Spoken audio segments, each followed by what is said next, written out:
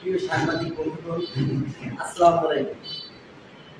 আপনাদের সকলকে আমাদের আজকের এই সাংবাদিক সম্মেলনে উপস্থিত হওয়ার জন্য জুলাই যোদ্ধা সংসদ রাজবাড়ির পক্ষ থেকে অন্তরের অন্তঃস্থল থেকে গভীর ধন্যবাদ জানাচ্ছি।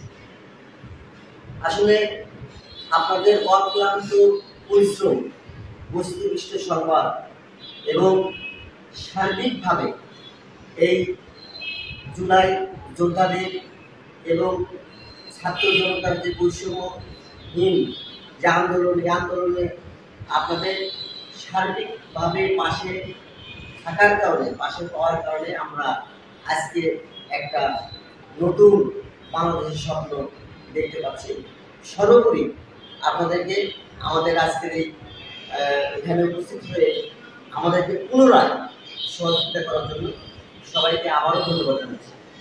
প্রিয় বন্ধুগণ, 2024 সালের 5ই আগস্ট অর্থাৎ 34 জুলাই বাংলার ইতিহাসে একটা স্মরণীয় দিন। যে দিনটির মাধ্যমে আমরা অর্জন করেছি, যে দিনটি ছিল বিগত 17, 16, 18 বছরের স্বৈরাচারী শাসনের পতনের একটা দিন। ওই দিনটির মাধ্যমে আজ বাংলার জনগণ, বাংলার মানুষ একটা বৈষম্যহীন নতুন বাংলাদেশ, নতুন সমাজ, নতুন দিক, নতুন জাতি হিসেবে আমরা বাংলাদেশের পৃথিবীর বুকে প্রতিষ্ঠিত হওয়ার স্বপ্ন দেখছি। প্রিয় বন্ধুগণ, আপনাদেরকে বলি, আমরা যে স্বপ্ন নিয়ে, যে আশা নিয়ে, যে উদ্দেশ্য নিয়ে, যে লক্ষ্য নিয়ে আমরা এই নতুন বাংলাদেশকে পুনরায় একটা ফ্যাসিবাদী শাসন ব্যবস্থার হাত থেকে রক্ষা করেছি বা পুনরায় এই বাংলাদেশকে স্বাধীন করেছি, যে উদ্দেশ্য, যে লক্ষ্য নিয়ে, সেই লক্ষ্যে আমরা এখনো পৌঁছাইতে পারি না।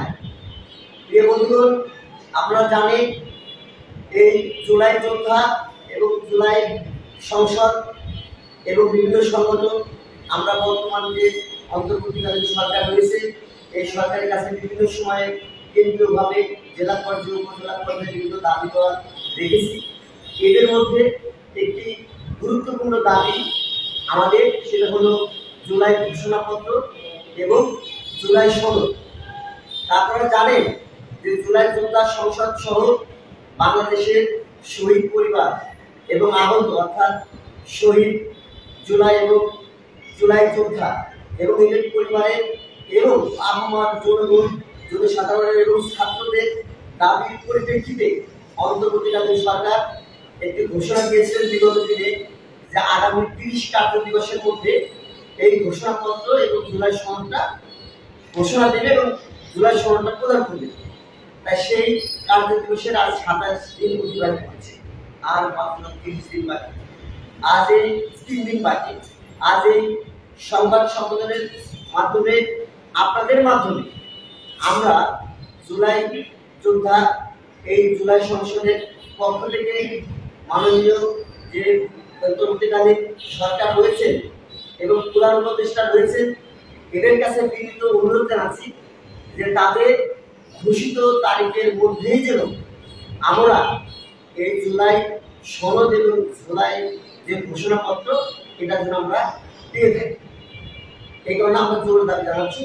সর্বোপরি আমরা নতুন বাংলাদেশ যে স্বপ্ন নিয়ে গড়ার চেষ্টা করছি, সবাই মিলে যে নতুন বাংলাদেশ গড়ার স্বপ্ন দেখছি, এই স্বপ্ন বাস্তবায়নের জন্য আমরা বিগত দিনে রাজপথে থেকেছি, আমরা যুদ্ধ করেছি, রক্ত দিয়েছি এবং বৈষম্যহীন নতুন বাংলাদেশ গড়ার লক্ষ্যে আমরা পুনরায় যদি রাজপথে থাকার প্রয়োজন হয়, তাহলে আমরা সবাই পূর্বের ন্যায় আবার ইনশাল্লাহ আমরা রাজপথে থাকবো এবং আমাদের যে যৌক্তিক দাবি, এই যৌক্তিক দাবি বাস্তবায়নের জন্য আমরা আবার সবাইকে নিয়ে বাংলার আবহাওয়া, জনসাধারণ, ছাত্র জনতা, আমরা সাংবাদিক এবং যারা আমাদের শুভাকাঙ্ক্ষীরা তখন ছিলেন, সবাইকে নিয়ে আমরা আবার মাঠে ঝাঁপিয়ে পড়বো এবং আপনারা ইনশাল্লাহ আমাদের পাশে থাকবেন এবং আমাদের যে যৌক্তিক দাবি, সেই যৌক্তিক দাবির পক্ষে আপনারা সবাই সচেষ্ট থাকবেন যেন আমরা এই দাবিটা